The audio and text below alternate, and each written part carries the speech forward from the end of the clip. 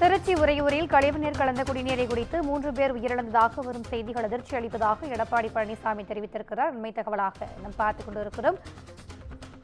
15 நாட்களாக குடிநீரில் பிரச்சினை இருப்பதாக பொதுமக்கள் புகார் கூறியும் எவ்வித நடவடிக்கையும் எடுக்காத திமுக அரசு ஒரு கோமா அரசு என தனது காட்டத்தை வெளிப்படுத்தியிருக்கிறார். கூடுதல் விவரங்களை எமது செய்தியாளர் கோவிந்தராஜ் வழங்க கேட்கலாம். வணக்கம் கோவிந்தராஜ், இபிஎஸ்சியினுடைய இந்த காட்டம் குறித்தான கூடுதல் விவரங்கள். திவ்யா, திருச்சி மாநகராட்சி உறையூர் பகுதியில் 3 பேர் உயிரிழந்துள்ள சம்பவம் பரபரப்பை ஏற்படுத்தி இருக்கிறது. ஒரு சிறுமி உட்பட 3 பேர் உயிரிழந்திருக்கின்றனர். இதற்கு காரணம் குடிநீரில் கலந்து வந்த குடிநீரில் கழிவுநீர் கலந்து வந்ததாக கூறி இப்பகுதி பொதுமக்கள் நேற்று போராட்டத்திலும் ஈடுபட்டனர். தொடர்ந்து குடிநீரில் கழிவுநீர் கலந்து வந்ததன் காரணமாகத்தான் இந்த 3 பேரும் உயிரிழந்திருக்கிறேன் என கூறி தற்போது போராட்டங்களிலும் ஈடுபட்டு வருவதை நாம் பார்த்தோம். இந்நிலையில் அதிமுக பொதுச் செயலாளரும் எதிர்க்கட்சி தலைவருமான எடப்பாடி பழனிசாமி எக்ஸ் வலைதளத்தில் ட்வீட் ஒன்றை வெளியிட்டிருக்கிறார். அந்த ட்வீட்டின் படி, திருச்சி மாவட்டம் உறையூரில் கழிவுநீர் கலந்த குடிநீரை குடித்ததால் 3 பேர் உயிரிழந்துள்ளதாகவும் 50க்கும் மேற்பட்டோர் சிகிச்சை பெற்று வருவதாகவும் வரும் செய்தி அதிர்ச்சி அளிக்கிறது.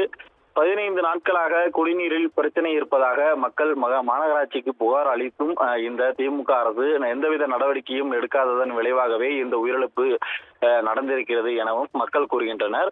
மக்களுக்கு மிகவும் அத்தியாவசியமான குடிநீரை கூட சுகாதாரமாக அளிக்க முடியாத அரசு இருந்து என்ன பயன்?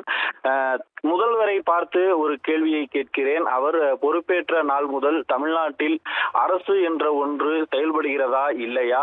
ஆட்சிக்கு வருவதற்கு முன் மனுக்களை பெட்டி ஒன்றில் வாங்கி போட்டனர். இதனை நான் ஆட்சிக்கு வந்தும் நிறைவேற்றவில்லை என்றால் கோட்டைக்கு வந்து என் கதவை தட்டி கேள்வி கேளுங்கள் என்றார். அந்த மனுக்களையே அவர் இன்னும் நிறைவேற்றிய பாடில்லை. இப்படிப்பட்ட முதல்வர் ஆளும் அரசு அதே போன்று மக்களின் மனுக்களில் கொஞ்சம் மதிப்பளிக்காத அரசாகவே இருக்கிறது.